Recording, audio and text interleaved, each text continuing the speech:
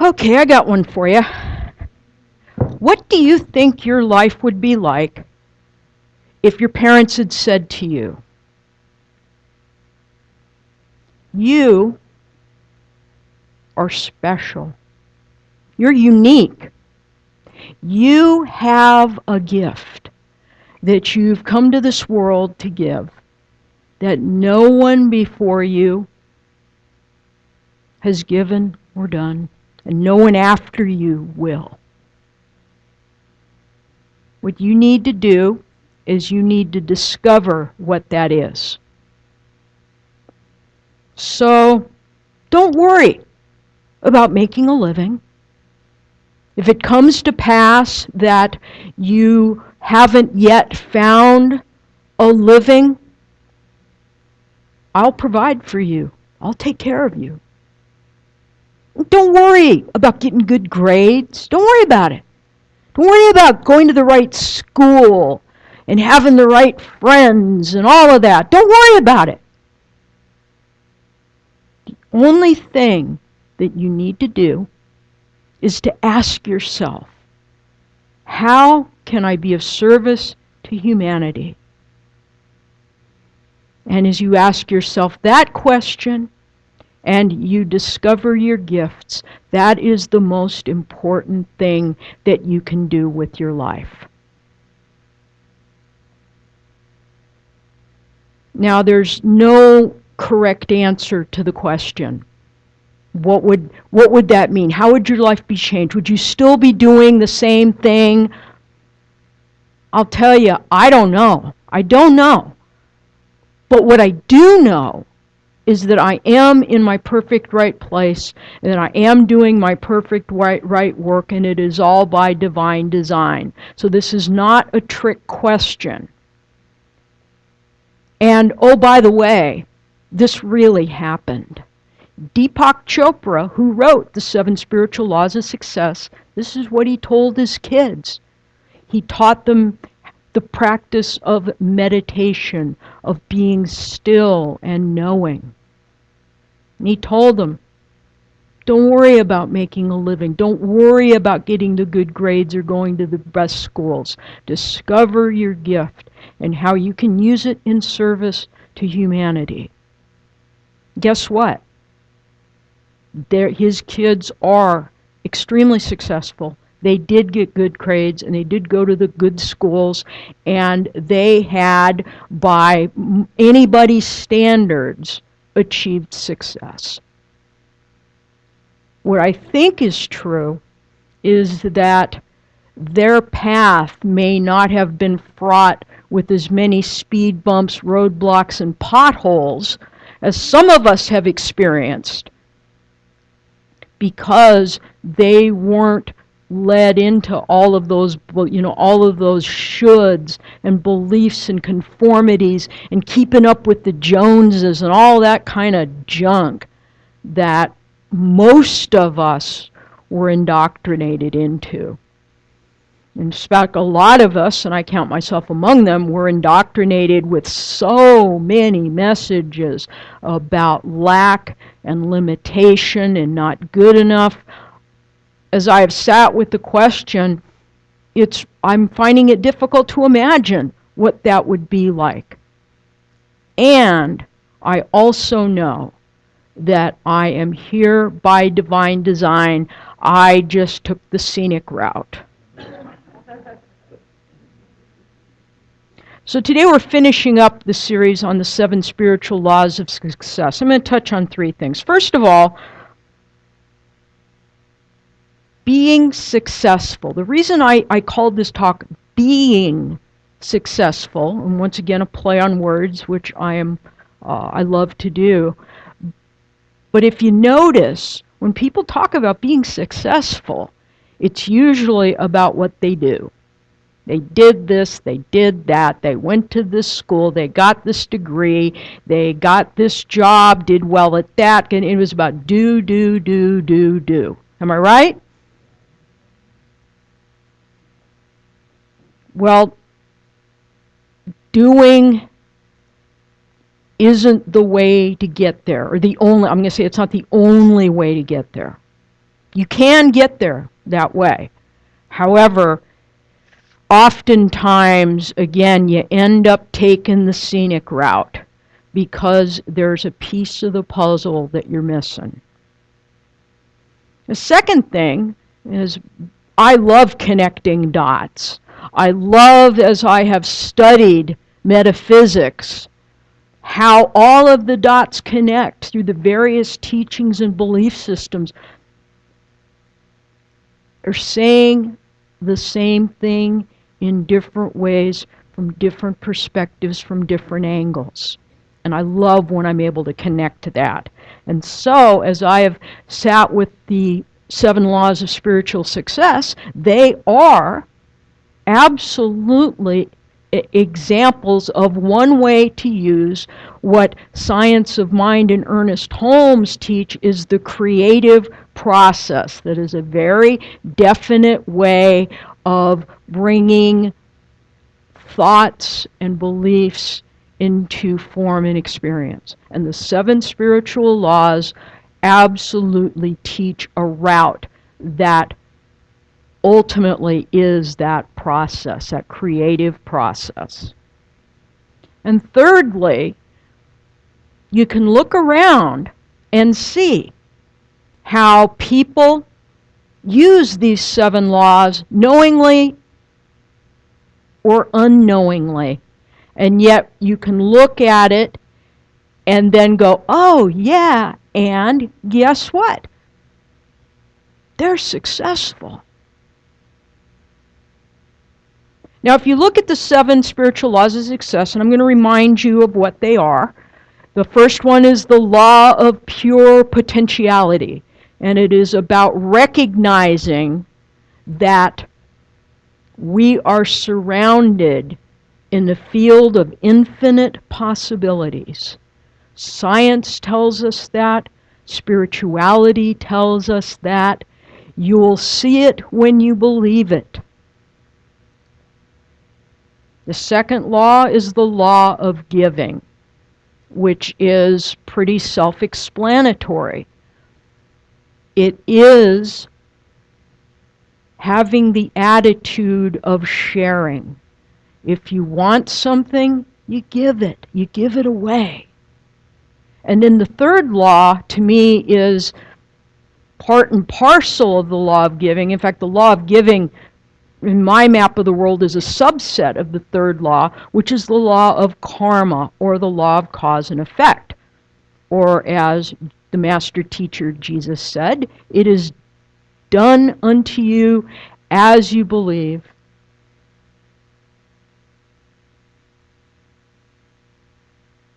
What you reap, you sow.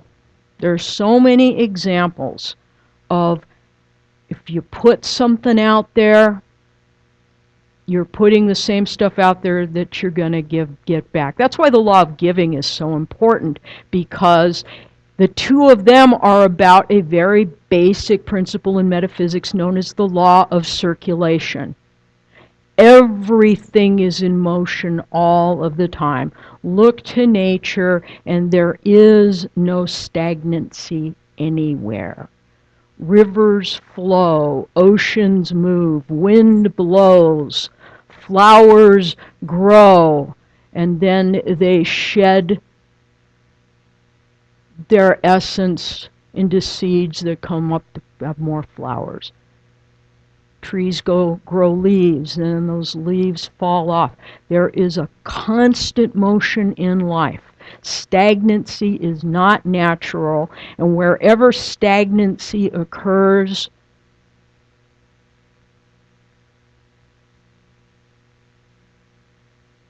life is not moving.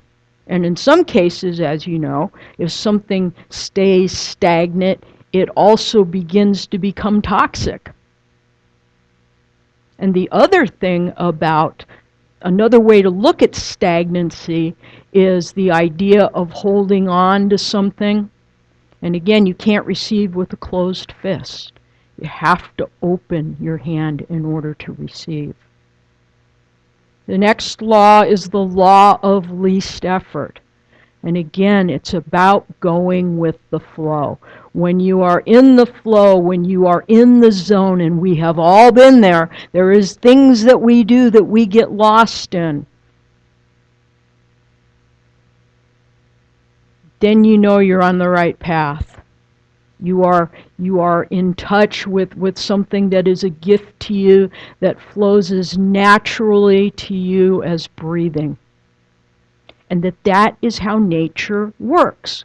Trees do not struggle to grow. Fish do not struggle to swim. The law of life is the law of being in the flow. Now, the last three laws we're going to touch on today as we wrap up the series. The next one is the law of intention and desire. And the next law is the law of detachment, and the final law is the law of dharma.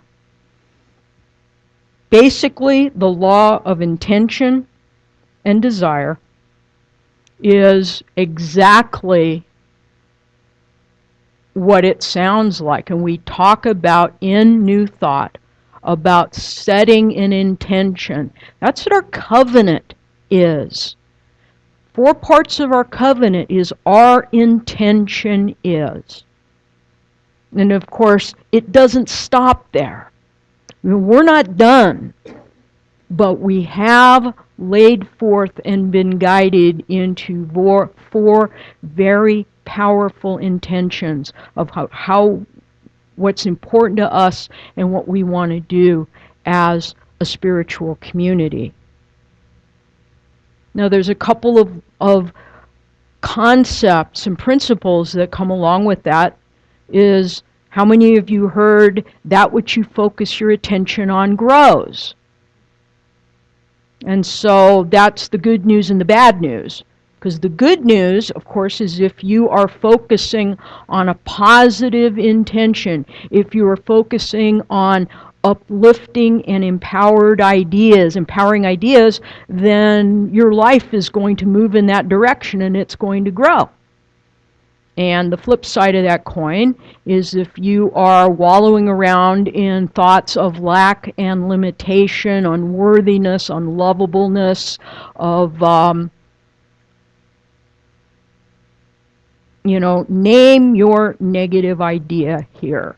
And if you focus on it, that's what's going to happen. I've told this story many times about time in my life when I was passed over for a promotion that by every right should have been mine. But politics came into play, as they sometimes do. And my little mantra became, life's not fair. Life's not fair. Something that happened. Well, life's not fair. Well, guess what? Universe said, okay. And I kept having experiences that reinforced the idea that life's not fair. Gee, I wonder why that happened. And I wasn't in this teaching. I was clueless. And when, for whatever reason, I stopped telling myself that lie, then things started changing. But I can't tell you that it's because I had some great epiphany. I wasn't even close to being there yet. But yet something within me knew that I needed to give up that story, and I did. And desire, that sometimes people think that desire is, kind of a loaded word. But there's a difference between desiring and wanting. And it's subtle, because want, in my opinion, is very closely connected to the idea of need. The idea that you've got to have something in order for something else to be in your life.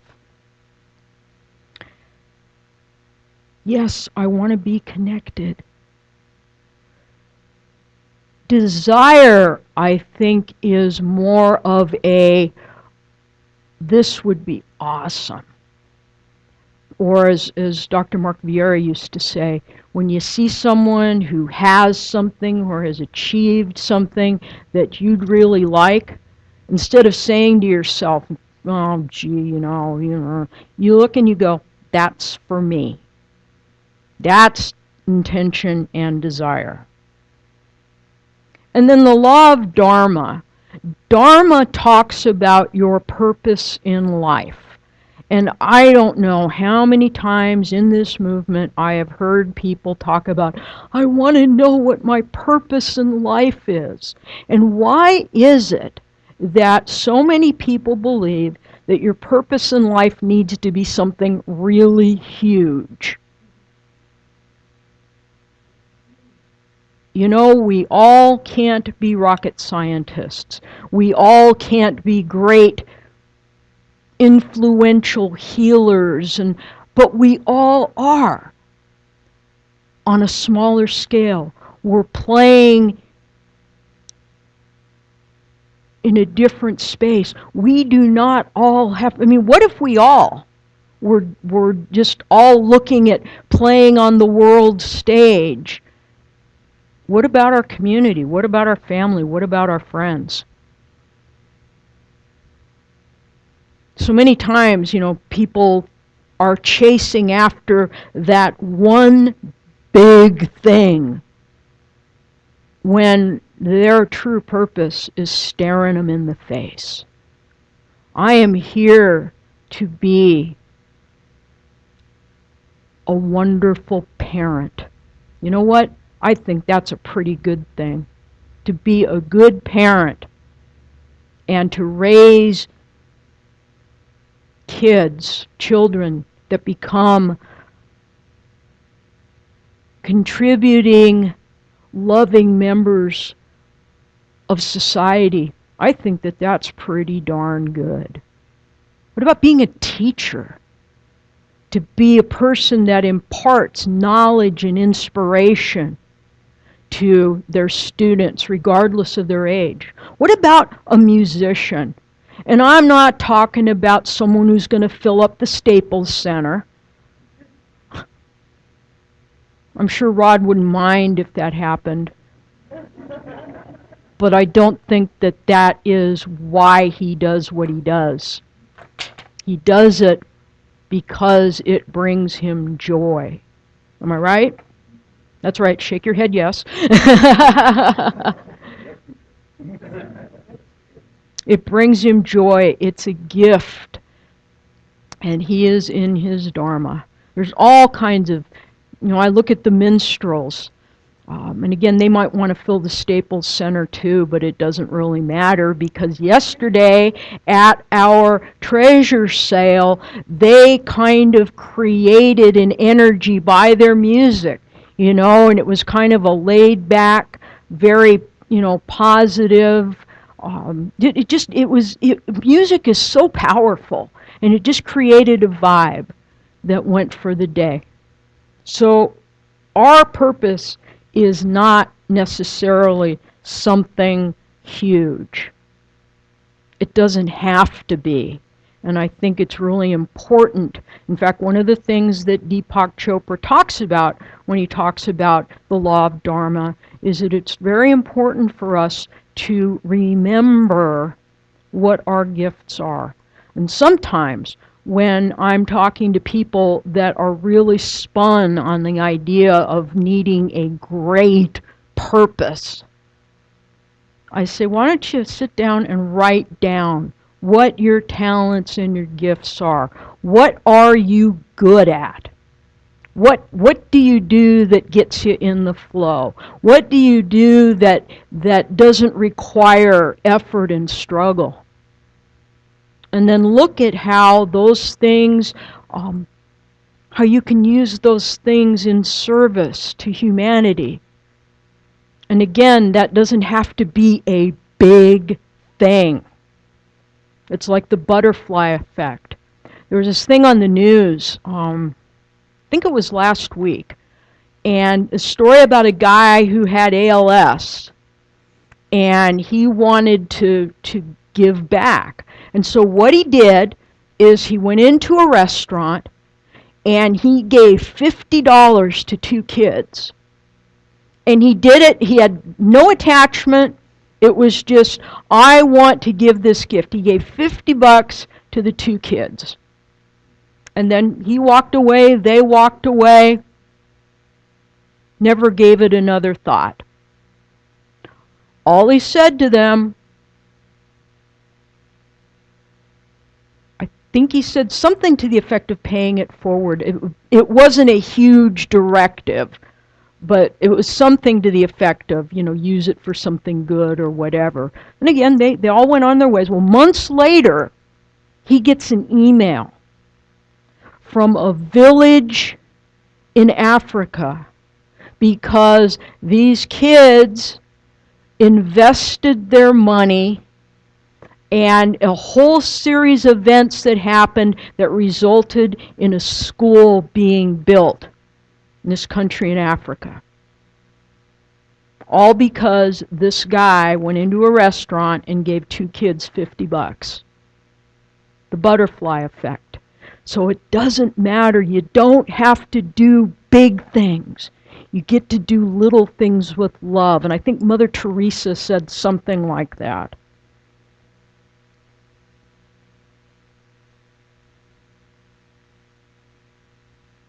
So the creative process that we teach in the science of mind is relatively simple in as much as that we have an idea, a thought, a belief that is without form.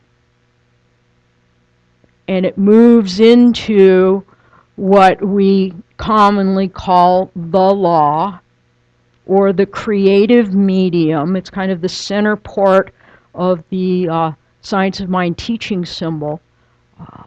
We also use the metaphor of soil. So seed is the idea, soil is the law, and finally at the bottom is effect. And so that's form or experience.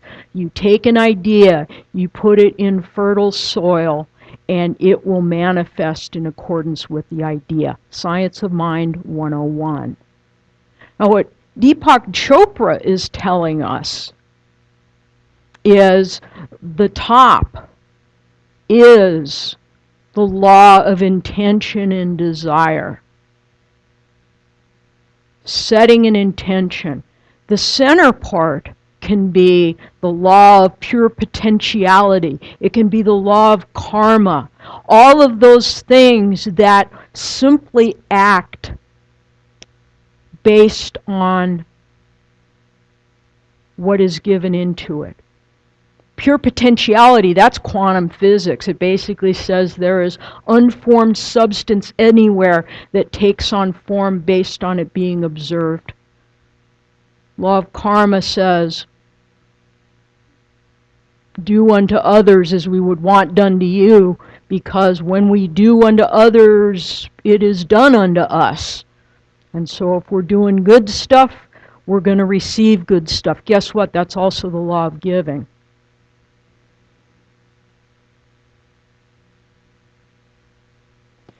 The law of detachment is a law that is very important because all it says is that you have loosened your grip on something. And my favorite phrase that I have used over and over again that comes under this idea of detachment is the wisdom of uncertainty. And to me, what that means is it's okay not to know. And in fact, in some cases, it's better not to know for sure. Because when you're hanging out in uncertainty, you're open to possibilities. If you're too attached to details or that the outcome has to be a particular certain way, then basically you have just limited how life can bless you. Whereas if you set an intention with the flexibility and looseness of letting the universe handle the details, you are going to be blessed. Oftentimes better than you even thought. Because my experience is God, the universe, life generally has a better idea. And so the wisdom of uncertainty is the law of detachment. We oftentimes say we let go and let God. And that is just simply saying, I have spoken my intention, I have spoken my word, I am releasing it. Sound familiar? The formula for scientific prayer. You're just taking your hands off of it. Doug uses that a lot when he prays. And just letting the universe handle the details.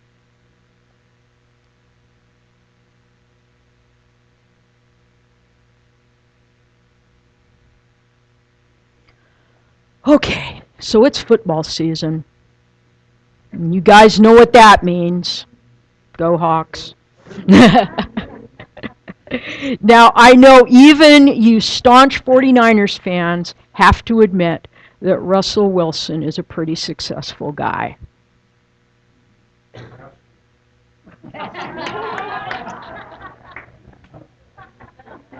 All right, all right. And he overcame a lot of shortcomings to get where he was. They told him he wasn't big enough, he wasn't tall enough, yada, yada, yada, yada, yada, yada. And he didn't listen to it. He did not listen to it. He had an intention, and that's what he focused on. And he just did not even allow himself to hear all the messages that said that he could not be a successful quarterback in the NFL. Now, this year, he's had some distractions, like that last play of the Super Bowl. Why didn't he give it to Marshawn Lynch? Why didn't he give it to beast mode? But no, he threw a pass that got intercepted with 20 seconds left in the game. Oops. Now that's one of these things that could really haunt someone. You could be beating yourself up massively over that. In the past, I know I'd be doing that in the past. And I know that in the past that I'd really struggle with letting that go. That could just like cast a pallor over some things.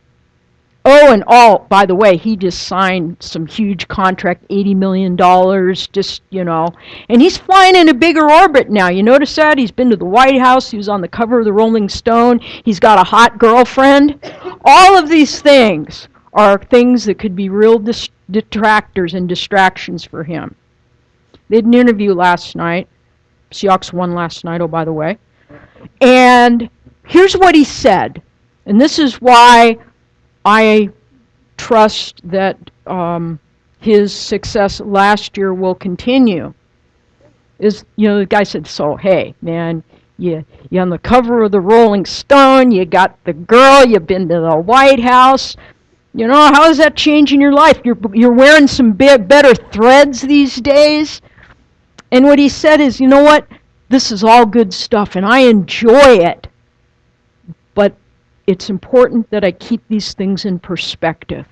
He said that you have to focus on what's going on in the present moment. That dwelling on the past and giving too much thought to the future is not the way to be successful. Notice, be successful.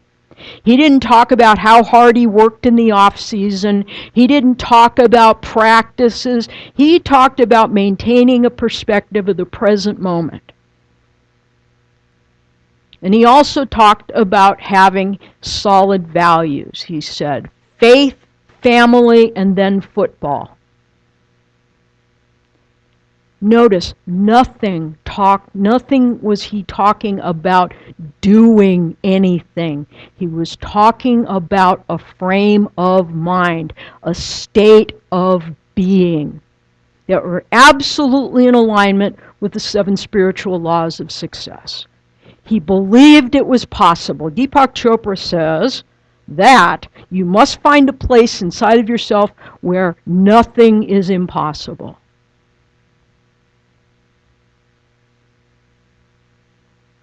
His faith, back to Russell Wilson now, he's always been a solid guy giving out into the community. So he gets from the basis of his values and his faith about being out there and giving and keeping things in circulation. He's very generous.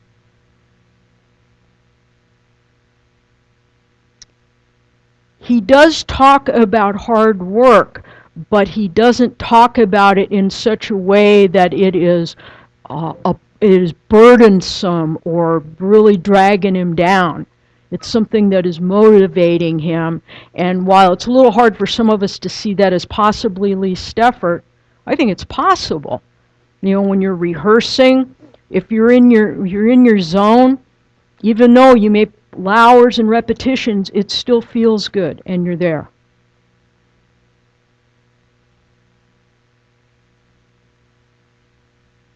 And again, intention and desire, hand in hand with pure potentiality. This is what I'm looking at. This is what I am seeing. And that's what we're going to start talking about next month.